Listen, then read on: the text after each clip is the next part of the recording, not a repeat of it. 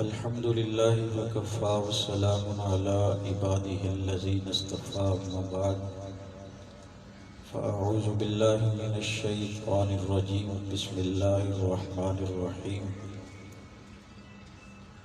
الف لام میم ذلك الكتاب لا ريب فيه هدى للمتقين وقال النبي صلى الله عليه وسلم انما القرآن حجة لك او عليك او كما قال سيد المعصومين صلى الله عليه وسلم ان الله وملائكته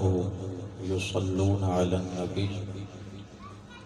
يا ايها الذين آمنوا صلوا عليه وسلموا تسلیما۔ احباب محبت کے ساتھ درود شریف پڑھ لیں۔ اللہم صلی علی سیدنا و مولانا محمد وعلی آل سیدنا و مولانا محمد وبارک وسلم وصلی علیہ۔ انتہائی واجب الاحترام اکابر علماء کرام، اسٹیج پہ تشریف فرما میرے اساتذہ، مشائخ اور سامعین محترم، مختصر وقت میں صرف حاضری کے لیے ایک دو بنیادی باتیں آپ کی خدمت میں عرض کرنا چاہوں گا۔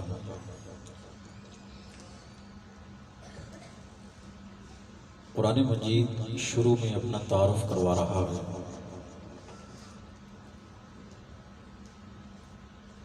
اور یہ بتایا جا رہا ہے کہ جس کتاب کا نام قرآن مجید ہے، جو اللہ کی طرف سے نازل کی گئی ہے، اس کے منزل من السماء ہونے میں اور اللہ کی طرف سے ہونے میں کوئی شک نہیں ہے۔ لیکن اس کے باوجود جب قرآن مجید نازل ہو رہا تھا، بہت سارے لوگوں نے اعتراض بھی کیا اور حضور صلی اللہ علیہ وسلم کی خدمت میں براہ راست یہ کہتے تھے کہ ہم اس کو اللہ کی کتاب ماننے کے لیے تیار نہیں ہیں۔ کسی آدمی کی لکھی ہوئی، بنائی ہوئی، بتائی ہوئی، سمجھائی ہوئی، پڑھائی ہوئی یہ کتاب ہے۔ رات کو کوئی آدمی آتا ہے، وہ آپ کو لکھوا کے چلا جاتا ہے، پڑھا کے چلا جاتا ہے، سمجھا کے چلا جاتا ہے، اور صبح آپ اٹھ کے ہمیں یہ کہہ دیتے ہیں کہ اللہ کی کتاب ہے، اللہ نے اس کو نازل کیا ہے، فرشتہ میرے پاس لے کے آیا ہے۔ وہ کہتے تھے ہم قطعاً اس کو اللہ کی کتاب ماننے کے لیے تیار نہیں ہیں۔ لیکن قرآن مجید کی سورہ بقرہ کی یہ آیت ہمیں بتلا رہی ہے کہ یہ کتاب جسے قرآن کہا جاتا ہے، اس کے اللہ کی طرف سے نازل ہونے میں کوئی شک، بولیں ذرا بلند آواز سے، نہیں۔ کبھی بات سیدھی ہوتی ہے لیکن مخاطب کی فہم غلط ہوتی ہے، اور کبھی بات ٹیڑھی ہوتی ہے اور مخاطب کی فہم جو ہوتی ہے وہ سیدھی ہوتی ہے۔ ہم یہ کہتے ہیں کہ قرآن اللہ ہی کی کتاب ہے، اس لیے کہ قرآن نے جو کہہ دیا وہ کبھی غلط نہیں ہو سکتا۔ قرآن اپنا تعارف خود کرواتا ہے۔ اب سمجھنے والے کی فہم غلط ہے، وہ لوگ سمجھ نہیں پائے قرآن کو۔ ایک آدمی کہتا ہے کہ 2 کو 2 سے ضرب دیں تو نتیجہ 4 نکلتا ہے، بات بالکل ٹھیک ہے۔ جو سننے والا ہے وہ بھی یہی کہتا ہے کہ بالکل ٹھیک ہے، 2 کو 2 سے ضرب دیں تو نتیجہ 4 نکلتا ہے۔ ایک آدمی کہتا ہے کہ نہیں، اگر 2 کو 2 سے ضرب دیں تو نتیجہ 5 نکلتا ہے۔ ہم اس کو یہی کہیں گے کہ اپنی فہم کا، دماغ کا، عقل کا، شعور کا آپ علاج کروائیں، اس لیے کہ 2 کو 2 سے ضرب دینے سے عالمی طور پہ یہ مسلمہ کلیہ ہے کہ نتیجہ 4 نکلتا ہے، 5 ہے۔ میں آنے والے مہمانوں کے لیے آپ کو تیار کر رہا ہوں۔ ہمارے مسلک کے عظیم خطیب مولانا عبدالخالق کشمیری صاحب دامن برکاتہ العالیہ تشریف فرمائے ہیں اور بہت باذوق خطیب ہیں، تو تھوڑا سا بیداری کا ثبوت دیں۔ صرف آپ چاولوں کے لیے تو نہیں آئے،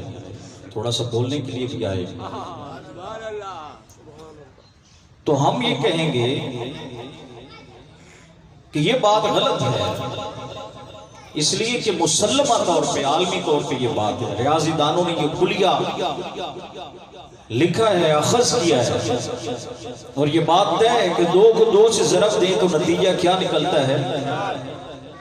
اور اگر کوئی یہ کہے کہ نتیجہ 5 نکلتا ہے تو یہ غلط ہے نا۔ قرآن اللہ کی کتاب ہے، اللہ نے اس کو نازل کیا ہے، لانے والے جبرائیل ہیں، جن کے قلب اطہر پہ نازل ہوا ہے وہ محمد رسول اللہ صلی اللہ علیہ وسلم، اور اس میں یقیناً کوئی شک نہیں ہے۔ اس لیے قرآن مجید شروع میں اپنا تعارف کروا رہا ہے کہ میں منزل من السماء، اللہ کی طرف سے نازل کیا گیا ہوں، جبرائیل مجھے لانے والے ہیں،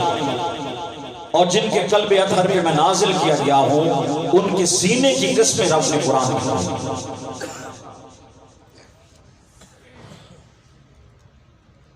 مخلوق کی بنائی ہوئی کوئی چیز، اس کی مثل بھی لائی جا سکتی ہے، اس جیسی بھی لائی جا سکتی ہے، اس سے بڑھ کے بھی چیز لائی جا سکتی ہے، لیکن خالق کی بنائی ہوئی جو چیز ہوتی ہے اس جیسی بھی نہیں بنائی جا سکتی، اس سے بڑھ کر تو لائے جانے کا سوال ہی نہیں پیدا ہوتا۔ قرآن اللہ کی کتاب ہے۔ ایک کمپنی مارکیٹ میں نئے ماڈل کی کوئی گاڑی لا کے کھڑی کرتی ہے، دوسری کمپنی کی یہ کوشش ہوتی ہے کہ کم از کم اس سے بڑھ کر نہیں تو اس جیسی ہم بنا دیں، اور وہ اپنے پورے وسائل،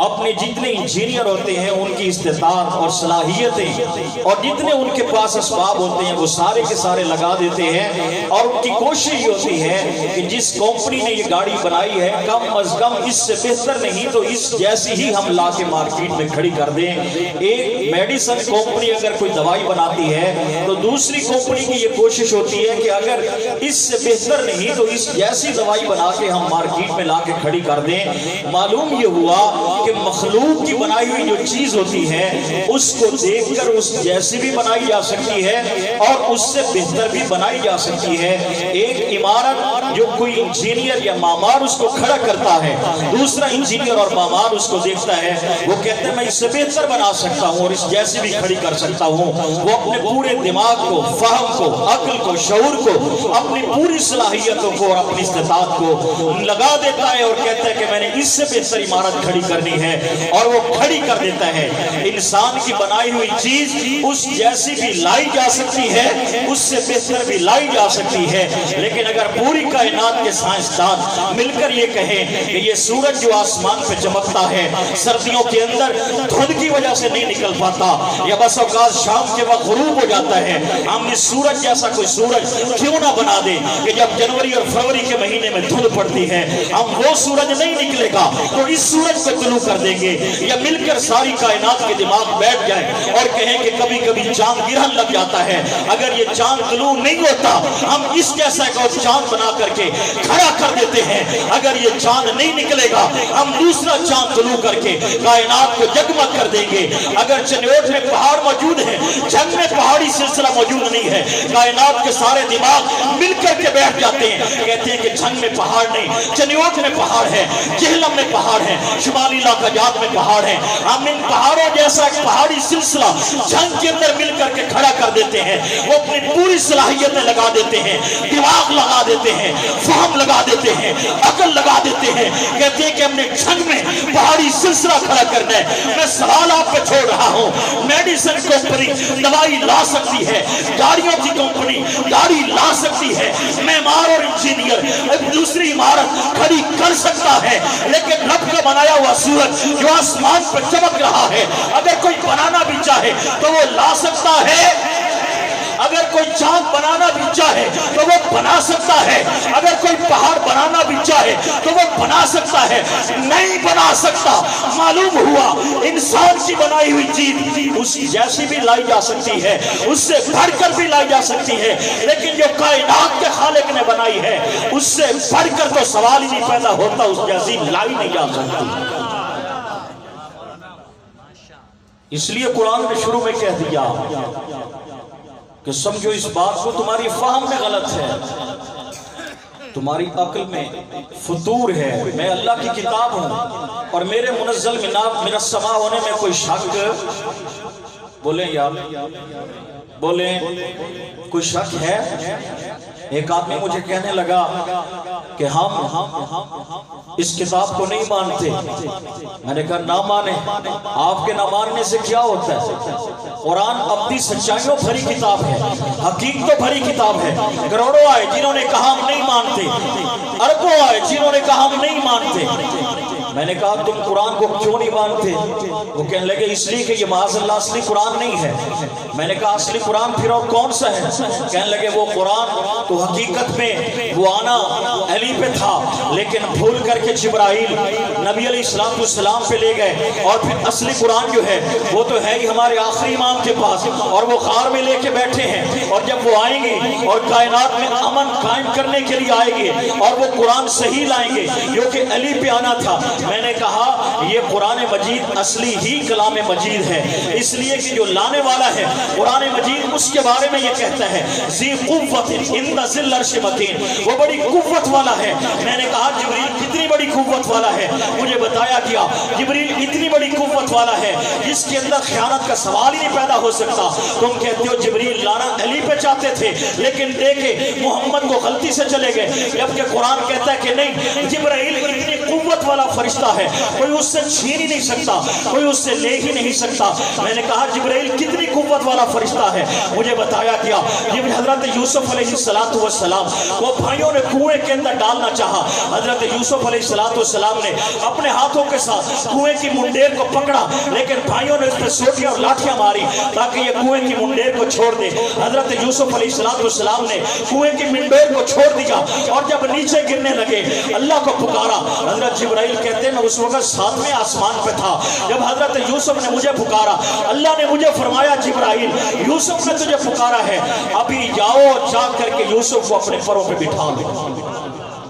تو کہتے ہیں میں 7ویں آسمان پہ تھا اور میں وہاں سے ابھی یوسف کنویں کی تہ میں نہیں گئے تھے کہ میں 7ویں آسمان پہ زمین پہ آ گیا تھا، میں نے یوسف کو اپنے پروں پہ لے لیا تھا۔ ذی قوت، اتنی قوت والا جس کے 600 پر اگر 2 کھولے تو پورا مشرق اور مغرب جس کے پروں سے ڈھک جائے۔ قرآن اس سے کوئی چھین سکتا ہے؟ قرآن کہتا ہے ذی قوت عند ذی العرش مکین، لانے والا اتنا طاقتور ہے، عرش والوں کے ہاں وہ بڑی عزت والا ہے، اس کی عزت کی جاتی ہے، اطاعت کی جاتی ہے۔ تو اگر کوئی یہ کہتا ہے کہ قرآن مجید آنا کہیں اور تھا چلا کہیں اور گیا، تو یہ قرآن مجید کے اصولوں کے خلاف نہیں ہے، قرآن مجید کی آیات کے خلاف نہیں ہے، قرآن مجید کی تعلیمات کے خلاف نہیں ہے۔ آج اگر کوئی تکیے کی چادر اوڑھ کر کے آپ کو یہ کہے کہ تم غلط کہتے ہو، ہم بھی اسی قرآن کو مانتے ہیں جو تمہاری مسجدوں میں پڑھا ہے، ہماری امام بارگاہوں میں پڑھا ہے، جو تم پڑھتے ہو ہم بھی وہی پڑھتے ہیں، جو تمہارے علماء پڑھتے ہیں ہمارے ذاکرین بھی وہی پڑھتے ہیں، ہم کہیں گے نہیں، صرف اتنا کافی نہیں ہے، تم کہو کہ یہ وہی قرآن ہے جو اللہ نے نازل کیا تھا، یہ وہی قرآن ہے جو جبرائیل لے کے آیا تھا، یہ وہی قرآن ہے جو محمد کے قلب اطہر پہ نازل ہوا، یہ وہی قرآن ہے جس کو معاویہ نے لکھا، یہ وہی قرآن ہے جس کو حضرت ابوبکر نے یاد کیا، یہ وہی قرآن ہے جس کو عمر نے سن کر اسلام قبول کیا، یہ وہی قرآن ہے جس کو عثمان بن مظعون نے سن کر کلمہ پڑھا، یہ وہی قرآن ہے جس کو جناب 2.25 لاکھ صحابہ نے اپنے سینے میں محفوظ کیا اور سن کر مسلمان ہوئے اور پڑھا۔ اگر تو تم اس قرآن کو مانتے ہو پھر تو تم سچے مسلمان ہو، لیکن اگر تمہارے نزدیک قرآن کوئی اور ہے تو پھر یہ وہ قرآن نہیں ہے جس کو تم اصلی قرآن کہنا چاہتے ہو، اس لیے کہ اصلی قرآن تو وہ ہے جس کے بارے میں خالق کائنات نے یہ کہا الف لام میم ذالک الکتاب لا ریب فیہ، کہ اس کتاب کے منزل من السماء اور اللہ کی طرف سے ہونے میں کوئی شک۔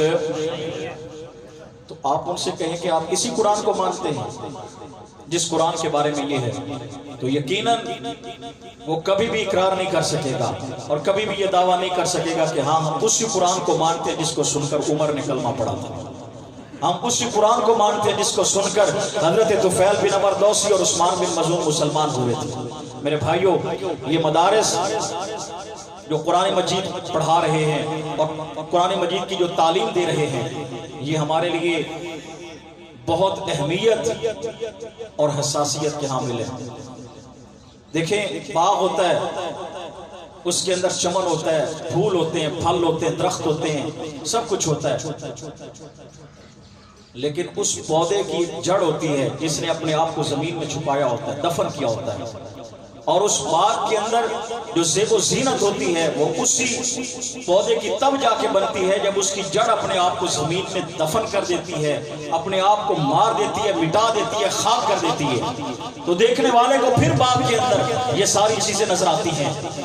یہ مدارس، یہ مساجد اور مدرسوں میں پڑھنے پڑھانے والے، آج آپ کو دنیا کے اندر جتنی یہ چہل پہل رونق نظر آتی ہے، یہ کاریں اور بہاریں نظر آتی ہیں اور یہ روٹیاں اور بوٹیاں نظر آتی ہیں، یہ ساری کی ساری انہی خاک نشینوں اور چٹائیوں پہ قرآن پڑھنے اور پڑھانے والوں کی بدولت نظر آتی ہے۔ انہوں نے تمہارے کل کی خاطر آج اپنا قربان کیا۔ ان کا بھی دل چاہتا ہے کہ ہمارے پاس دنیاوی ساز و سامان کا وہ تعیش ہو، ہماری من چاہی زندگی ہو، ہمارے پاس بھی وہ بہاریں ہوں جو دنیا والوں کے پاس ہوتی ہیں، لیکن دنیا انہیں انتہا پسند کہے یا دہشت گرد کہے یا تخریب کار کہے یا بنیاد پرست کہے، انہوں نے اپنا آپ مٹا دیا ہے، خاک کر دیا ہے، صرف تمہارے کل کے لیے انہوں نے آج اپنا قربان کیا۔ تو اس لیے میں آپ حضرات سے صرف اتنی گزارش کروں گا کہ جو کچھ بھی ہو مدارس و مساجد کے خلاف، علماء کے خلاف، پڑھنے پڑھانے والوں کے خلاف سازشیں اور آوازیں اور آئے روز منصوبے اور نئی نئی باتیں، آپ ان باتوں پہ، ان سازشوں پہ، منصوبوں پہ کان نہ دھریں۔ آپ کل بھی مدارس والوں کے ساتھ ہیں، تھے، اور آج بھی کن کے ساتھ ہیں؟ کن کے ساتھ ہیں؟ ہاتھ کھڑا کر کے، کن کے ساتھ ہیں؟ مدارس والوں کے ساتھ ہیں، علماء کے ساتھ ہیں، اور انشاءاللہ ہم یہ عزم دہراتے ہیں کہ مساجد و مدارس پہ علماء پہ کوئی کڑا وقت آیا تو انشاءاللہ ہر اول 10 دن کے سپاہی بن کر ہم مدرسوں کا بھی دفاع کریں گے اور مسجدوں کا بھی دفاع کریں گے انشاءاللہ۔ ماشاءاللہ، بہت اچھے انداز میں